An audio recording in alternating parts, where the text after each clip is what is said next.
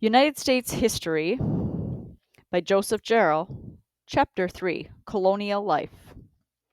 Winston Churchill wrote, "History, with its flickering lamp, stumbles along the trail of the past, trying to reconstruct its scenes, to revive its echoes, and kindle with pale gleams the passion of former days." Churchill, who is most remembered for his work as Britain's Prime Minister during World War II, was trying to describe the difficult but rewarding task of both the writer and reader of history. This chapter reconstructs the colorful scenes of daily life in colonial America. The colonial era, like any period, past or present, is far more than the sum of its great leaders. The farmer and the merchant, the butcher, the baker, and the chandler, all of these played a role in colonial society, observing their daily routines in their homes and getting a glimpse of their responsibilities as they work to make a real living reveals much about them. Number one, the rhythms of life. Patchwork population. It would not have been unusual, while walking the streets of British colonial cities of New York, Philadelphia, or Charleston, to hear conversations of German, Dutch, or French mingled with English. Although English colonists constituted a clear majority, there was a remarkable degree of ethnic diversity in the colonies, particularly after 1700. The two largest groups of non-English settlers were the Scotch-Irish, also called the Scots-Irish, and Germans. The Scots-Irish were Presbyterian Scots from the Protestant colony of Ulster in Northern Ireland. Economic hard times and religious intolerance sent as many as 250,000 Ulstermen to the colonies. Many arrived in Philadelphia, but most did not stay. Hungry for land, they migrated west and southwest, funneling down the Shenandoah Valley into the Virginia and Carolina back country. Their avenue through the wilderness was an old Iroquois Indian trail dubbed the Great Wagon Road. The trail, as significant as any of its better-known successors, such as the National Road or the Santa Fe Trail, was the chief access to back-country settlements from Virginia to Georgia. Tens of thousands of settlers traveled the rutted pass by foot or jostled down the rugged road in wagons built by Germans from Pennsylvania's Conestoga Valley. A string of inns along the 700-mile road grew into back-country towns such as Frederick, Hagerstown, Maryland, Winchester, Stutson, and Fincastle, Virginia, Salisbury and Charleston, North Carolina, Camden, South Carolina, and Augusta, Georgia. The Scots-Irish and the Germans were generally the leaders of the Appalachian expansion in the early 18th century. Most of the Germans were Protestants from southwestern Germany. Thousands of them arrived in Pennsylvania, attracted by the religious freedom of Penn's Quaker Commonwealth and the rich farm country that was so much like their homeland. This included German Baptists who were also called Dunkers. A number of German immigrants remained in Pennsylvania, where they became known as the Pennsylvania Dutch. In this context, the word Dutch does not refer to the people of Netherlands, but the Germans. Dutch is the word for German. Other Germans, however, followed the Scots-Irish into Virginia. The rapid growth of Germany settlements bothered their English neighbors. The Scots-Irish at least spoke the same language as the English did, but Germans were different. However, German and most other European immigrants quickly adapted to English ways while maintaining their own traditions.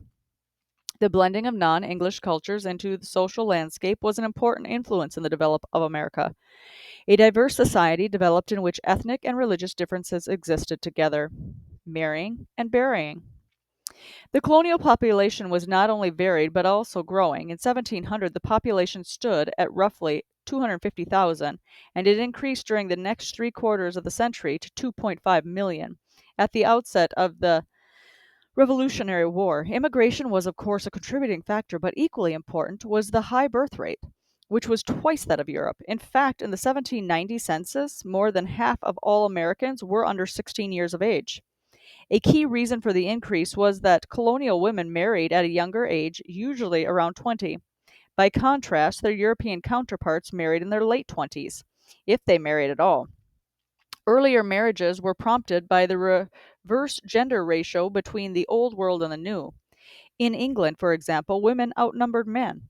But in the colonies, particularly in the late 17th century South, men outnumbered women 2 or 3 to 1. As a result, few women remained single, and early marriages meant more childbearing years. Earlier marriages and large families were also favored because they provided an important labor source for the home. 90% of the colonists depending on farming for their livelihood, and children providing helping hands and strong backs to put food on the table or in the market. Consequently, families with 6 to 8 children were common, and it was not unusual for families to have a dozen or more children. Unfortunately, for our founding mothers, childbearing could prove fatal. Infections and difficult deliveries sent many women to an early grave, and their babies often followed them. As serious as the infant death rate was in the colonies, it was dramatically lower than that experienced in Europe during the same period. The mortality rate there was grim, 25% of births and another 25% before the age of 15. Thus, half the children in the 18th century Europe never reached adulthood.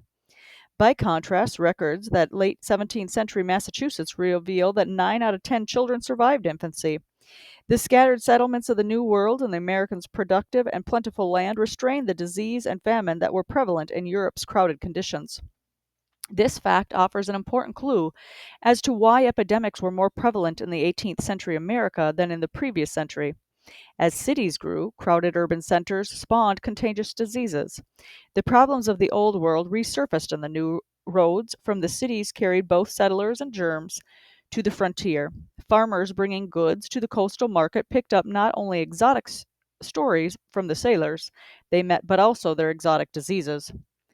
Epidemics of smallpox and dysentery and intestinal infection reduced the population in New England by as much as 10% during major outbreaks. Diphtheria, a serious infection of the nose and throat, began in New Hampshire and spread southward into the middle colonies from 1735 to 1737. The epidemic left thousands dead. Children were particularly susceptible to this virus, and nearly all the victims were under 20 years of age. Despite such problems, the colonies generally flourished. The abundance of land invited expansion, and young men reaching adulthood usually married and moved on. The majority of families were isolated and largely self sufficient. The husband, his wife, and their children shared the hardships and the rewards of building a home in the wilderness. Number two, at home. Housing. Styles of colonial houses changed based on the time period, religion, and cultural heritage of each house's occupants. With the earliest houses, however, survival was more important than style. To weather the first wilderness winter, many Plymouth settlers dug out caves and lined the walls with bark, or some copied their Indian neighbors by constructing wigwams. As the colony took on more settled aspects, its residents built houses patterned after the styles that they had known in England. Isolated by an ocean from the old country, the colonists were out of touch with the architectural trends of the 17th century England. As a result, what is now considered colonial style or Williamsburg style architecture, steep gabled roofs, tall brick chimneys, brick arches over doors and windows, and interiors with exposed beam ceilings, was really the century old English Tudor style construction. The image of the southern plantation homes as sprawling, white mansions accented with magnolias and stately wide verandas is inaccurate. Since a plantation was a large farm, the planter's house could best be described as a large farmhouse. Of course, there were elaborate exceptions, particularly in the early 19th century, but most southern planters lived in a simple log or clapboard home. As their families and incomes grew, they added more rooms and elaborate onto their structure, for example, replacing the translucent oil papered windows with glass. Another popular addition to colonial plantation homes was the piazza, or roofed porch, that provided some protection from the hot southern sun. In the back country, shelters reflected the roughness of the land and its people. One observer recorded that during the first year or two, the Scots Irish lived in crude and cold, open log cabins, open faced, three sided log structures with a roof. After they were established, they generally built a cabin of notched logs, filling the cracks with moss and clay. German settlers generally squared up their logs and located the chimney in the middle of the cabin to centralize the heat source. The result was a tighter, tidier home. Diet. The adage, you are what you eat, would certainly hold true in the colonial period, at least in terms of social standing. At 1769 meeting of the Old Colonial Club in Plymouth, Massachusetts, the menu featured 9 courses: baked Indian whortleberry pudding, steaming succotash, a soup containing fowl, pork, and corned beef, a dish of clams on a half shell, a dish of oysters and codfish, roasted venison, a dish of duck, a dish of cod and eels, spiced apple pies, and a final course of succulent cranberry tarts and cheese. Such dinners were, of course, for the wealthy. On the farm, meals were simple. The standard fare for most families, particularly on the frontier, was salt pork, cornmeal, Indian beans, and greens in the summer. The more settled farms often had an apple or peach orchard, a source of both food and drink. Hard cider and brandy were common beverages in the colonies. Rum was more prevalent on the coast, where ports provided inlets for the West Indies liquor. In terms of colonial cuisine, a great deal of trading took place. The first Europeans in America discovered a new world of food: corn, a variety of beans such as snap and lima, cocoa, chocolate, tomatoes, squash, pumpkin, peppers, potatoes, peanuts were all Native American contributions to the colonial diet. Europeans also introduced foods to America: bananas, melons, rice, wheat, oats, and the favorite American beverage after the Boston Tea Party, coffee. An array of farm animals were also transplanted to America: cows, pigs, sheep, and chickens. In what rightly has been called a green revolution, transplanted Indian crops of corn and sweet potatoes sustained burgeoning populations across the Eurasian landmass from Beijing to Belfast. From the early days of its discovery, America became a breadbasket to the world. Clearly, God's providential hand had been at work in providing the blessing of food to the world population that has increased tenfold during the past 4 centuries. The psalmist rejoiced that the Lord giveth food to all flesh, for his mercy endureth forever. Psalm 136:25. Education. Whether children received their schooling at home or attended a village school, the primary reason for education during the colonial period was to teach the basic skills and the ability to read the Bible.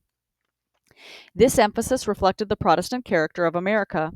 As one historian stated, it was the Protestant Reformation and the Protestant insistence that every man have free access to the Word without priestly interference that finally broke the Church's monopoly on literacy. The completeness of the Church's medieval monopoly on reading and writing is underscored by the fact that during the 500 years from the 6th to the 11th century, very few English kings could sign their own names. The Reformation not only created a spiritual revolution but also triggered an educational one. Because an obvious prerequisite for reading the Scripture is learning to read, in England, Puritan zeal for the Word of God and widespread spiritual hunger produced a boom in education in the early 1600s. This fact is particularly important in understanding the educational climate in Puritan New England. It has been estimated that there was a greater percentage of college graduates in Massachusetts during the 1630s than there is today. Despite the hardships of the wilderness, the founders were determined that their children would not be deprived of an education. The home was the original schoolhouse in America. The child's first book, the Horn Book, was a board shaped like a paddle. On its face was a card containing the alphabet and the Lord's Prayer. It was covered with a thin sheet made from an animal's horn for durability. A child usually graduated from using the Horn Book by using a primer. For more thorough reading training, the New England Primer served as the standard text throughout the colonial period. It provided basic grammar and vocabulary, accented with moral lessons, and also included a short catechism instruction regarding the Christian beliefs. Not all colonial parents were capable or interested in teaching their children at home. Particularly in New England, the concentrated pattern of village settlements contributed to the development of village school. Such schools open to boys and girls were often called dame schools, since they were generally taught by women.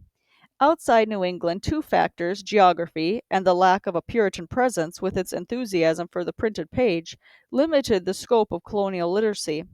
In the middle colonies and the South, farms were more scattered and families more isolated. As late as 1860, Virginia had 14 residents per square mile, whereas Massachusetts had 127. The majority of people living in the rugged back country did not have the luxury of a village school. Most of them lived days from the nearest settlement. If parents were illiterate, their children likely would be as well. Many parents, however, made extraordinary efforts and sacrifices to have their children taught, even if only through infrequent contact with literate travelers, indentured servants, or missionaries. Devereux Jarrett, born in poverty in colonial Virginia, recorded that the highest ambition of his parents was to teach their children to read, write, and understand the fundamental rules of arithmetic. Jarrett, like others, after learning the rudiments of reading, would walk miles to borrow even a single book. Although education in the back country was often inconsistent, those who could afford it hired private tutors for their children. A number of towns with greater resources made efforts to establish schools. Charleston, South Carolina, for example, sponsored 2 free schools for the education of the poor. Charleston also led the way in 1698 by establishing one of the first public libraries in America. Number 3, at work. The following section uses 4 fictional characters to portray work life in the colonies. Lewis Timothy, rice farmer. Edisto Island, South Carolina, 1718. Lewis Timothy felt justly proud at the carpenters put the finishing touches on the clapboards which covered his log house. His wife wanted them whitewashed, but that could wait until next year. Beside the cost, it would take time away from his work in the rice fields. For the young planter, the new face on his old house was fitting sign of the success that had marked his path in recent years. Though successful, they had not been easy years.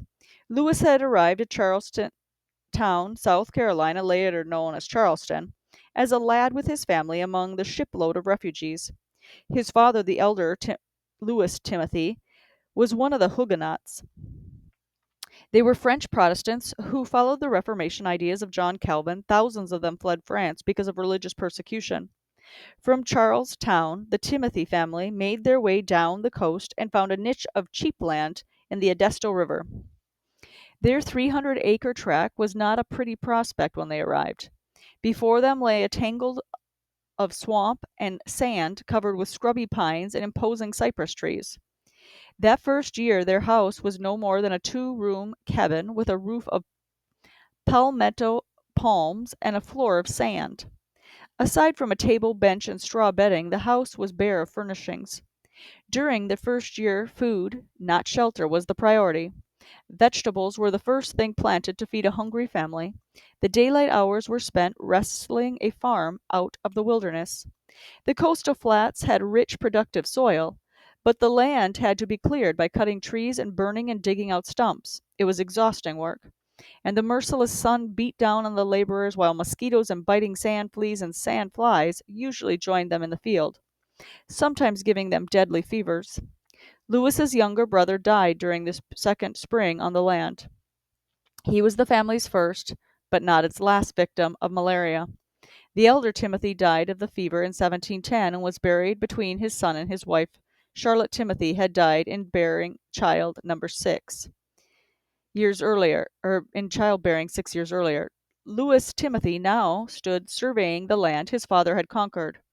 He liked innovation. He had changed his last name and had moved from merely growing food to his family to cultivating rice to sell. That cash crop was suited not only to his land, but also to the needs of his growing family and his own rising expectations. Preparing the land for growing rice had been tiring, back-breaking task. To undertake the work, Timothy had purchased 3 slaves in Charlestown, and they joined him and his eldest son in the field, along with 2 slaves that he had inherited from his father. Their first task was to turn the stream that flowed through the land onto irrigating canal they needed for growing rice. The land itself had to be leveled and divided by a grid of ditches for flooding and draining. All of this labor had been done with hoes, shovels, and mussels. In the spring, they planted the tiny rice seeds and then flooded the fields for a few days as the life in the seeds took hold beneath the warm cover of water. Through the summer, the green shoots ripened to golden grain. By September, the rice was ready for harvest. With sickle flashing, Timothy, his son, and the slaves moved slowly through the fields, cutting the rice. Sometimes the black men sang harvest songs in a strange tongue of Igbo and Mandingo, the languages of their native African, in the happier years before they fell into the hands of an enemy African chieftain, then Dutch and British middlemen, and finally Master Timothy. These years' harvest would amount to 40 bushels per acre. The cutting was only the beginning, however. The slaves would work until Christmas in the monotonous routine of flailing and husking these kernels. Timothy would oversee their work as well as the cutting of timber and irrigation repairs. In late winter, he would gather his finished grain on flatboats for the Charlestown market. Louis Timothy would return with money in his pocket, as well as clothes, shoes, nails, tools, and a bucket of paint for his wife's patient wife. Deborah Rheinhauser, house servant, at Germantown, Pennsylvania, 1747. As the coals glowed and fired the crackling wood, Deborah could see her breath in the frosty November air. The sun was not up yet over the Pennsylvania countryside when she began to prepare breakfast. The house was quiet, though it would not be for long when the children awoke. It was Deborah's favorite time of her busy day, especially this morning because it was her 16th birthday. Her master had promised her a penny sheet on her next trip to the market. After learning the horn book, Deborah had only dreamed of owning a book. The penny sheet was no book, but was merely a page with pictures and words of wisdom from Poor Richard's Almanac by the witty Mr. Franklin of neighboring Philadelphia. Nonetheless, it would still be quite a treasure. However, Deborah's master, Josiah Hastings, had said nothing about her birthday. She figured he had probably thinking about her birthday in 2 years when her time as an indentured servant would end. Well, Deborah was also thinking about that day with mixed emotions.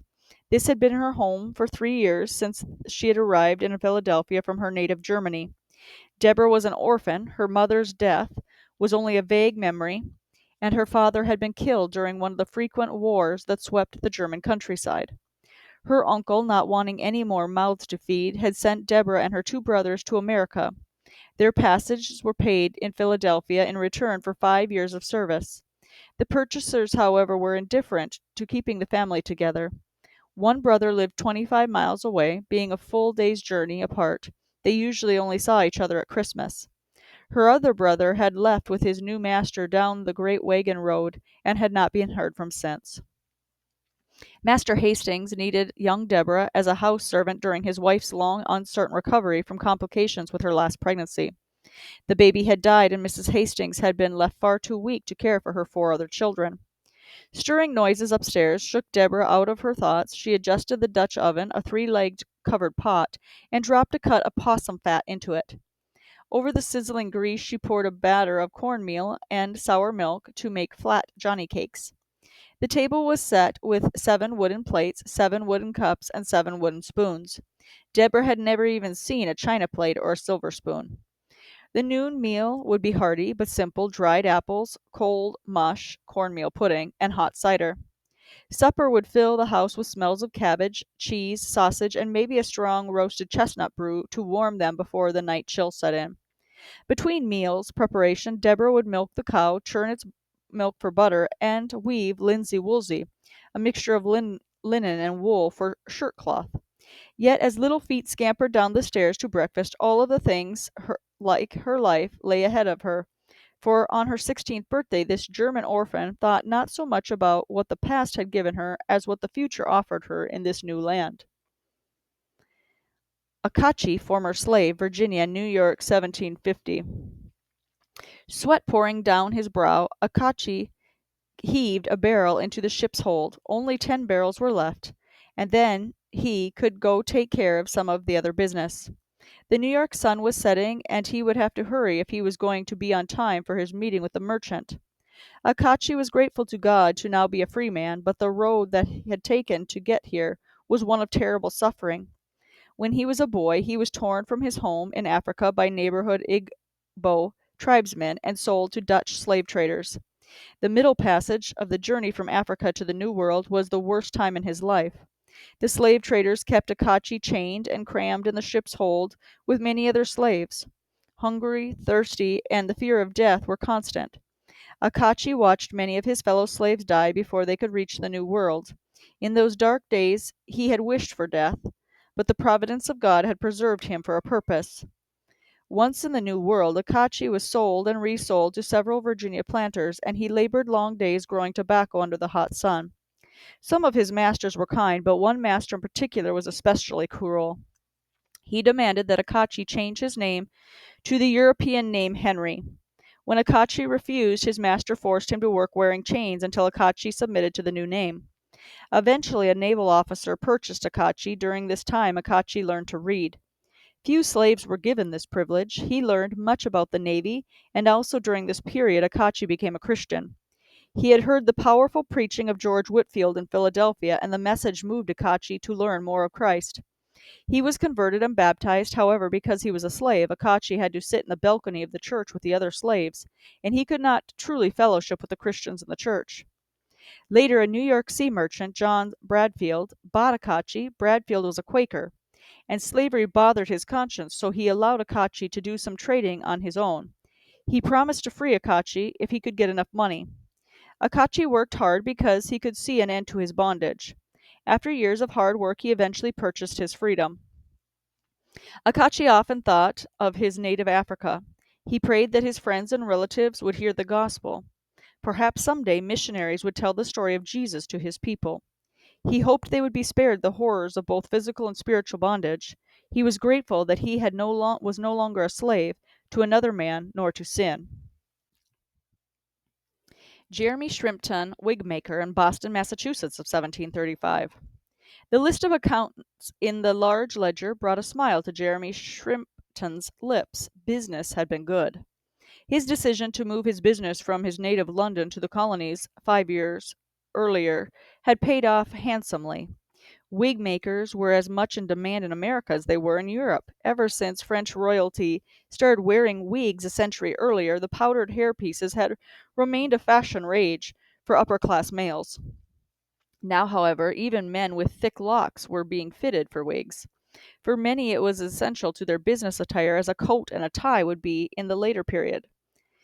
Well, such attitudes were good for business, too, Shrimpton mused, and the rising merchant class in Boston was as fashion-conscious as any he had fitted in England. Looking up from his shop window, Shrimpton could see the gleaming masts of ships anchored in the Boston harbor. Their owners were his best customers, so he always enjoyed seeing a busy harbor.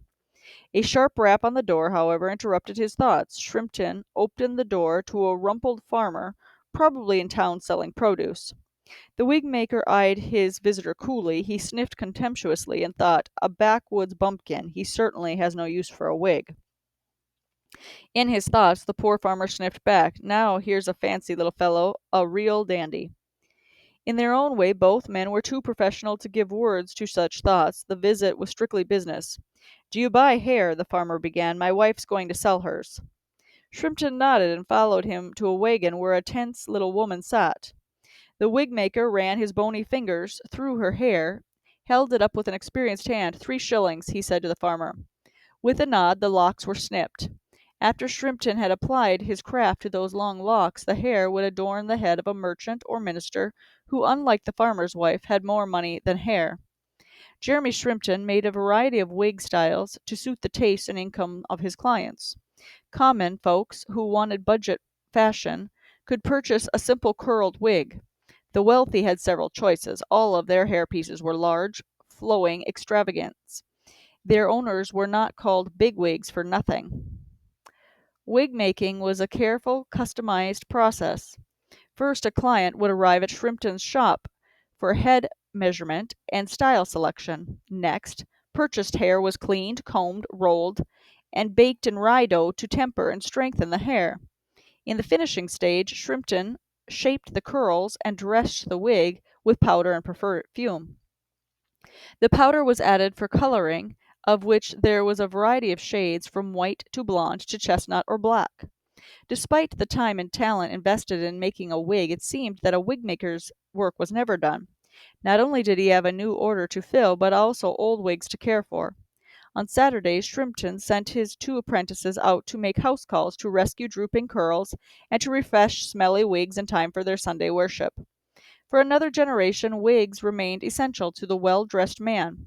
By the end of the century, though, wigs became a curious relic of the past. Number 4 at play. People have several misconceptions about colonial leisure that must be corrected. First, colonial leisure time existed. Naturally, in the early years of settlement along the coast, the priority was survival. Virtually the only contact among pioneers in a non-work setting was on Sundays at church. When life became more settled, more leisure time was possible. This pattern occurred repeatedly as the frontier progressively moved farther west. This explains some of the differences between leisure activities in the cities and in the backcountry settlements during the late colonial period. Second, early Americans did enjoy life during the colonial period. Modern views of the colonists, particularly the Puritans, as sour, gloomy people with dark clothes and dreary looks are inaccurate. Puritans had colorful wardrobes, listened to music, and enjoyed literature and wholesome games. The word pleasure was definitely in a Puritan's vocabulary, but what was also in the vocabulary was consistency. A godly behavior did not forget his relationship to Christ during his leisure moments. Rather, he honored Christ in them. He believed that God was to be revered in all things, not just at church. As stated previously, leisure activities in the city areas and those in the backcountry differed. Since those living in the cities were closer together, they had more opportunity to socialize and organize clubs and activities. Those who lived in the country, however, were scattered and isolated by many miles and sometimes swollen rivers and dense forests. Yet the backwoodsmen, being innovators by necessity, found ways to combine work and play.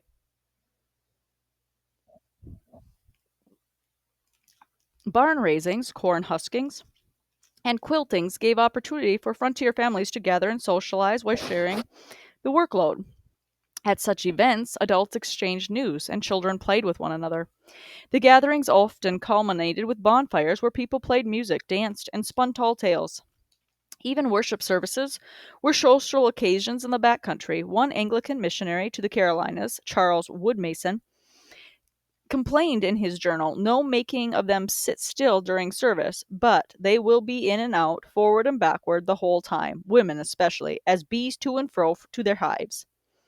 Such infrequent social gatherings in the isolated backcountry stood in sharp contrast to the eastern cities of Charleston, Williamsburg, Philadelphia, New York, and Boston, where wealthy planters and merchants kept a full social calendar through countless clubs, balls, and parties. In Charleston, where wealthy planters escaped their swampy land from May to December, a 1773 diary reveals a number of clubs that the movers and shakers could join, including the Smoking Club, Laughing Club, Beefsteak Club, Monday Night Club, Friday Night Club, and the Fort Jolly Volunteers. However, not everyone in the city was rich and famous enough for such exclusive merrymaking. Other city dwellers enjoyed bowling games on the village green, picnics, or trips to the tavern, where they could hear the news either through the usual story swapping or from a patron reading a newspaper aloud.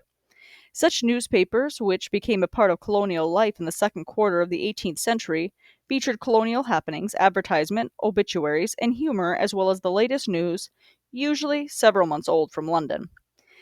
Colonial newspapers were published in all the major cities. They included Boston's New England Courant, Philadelphia's American Weekly Mercury, and the Pennsylvania Gazette, published by Benjamin Franklin and Charleston, South Carolina Gazette.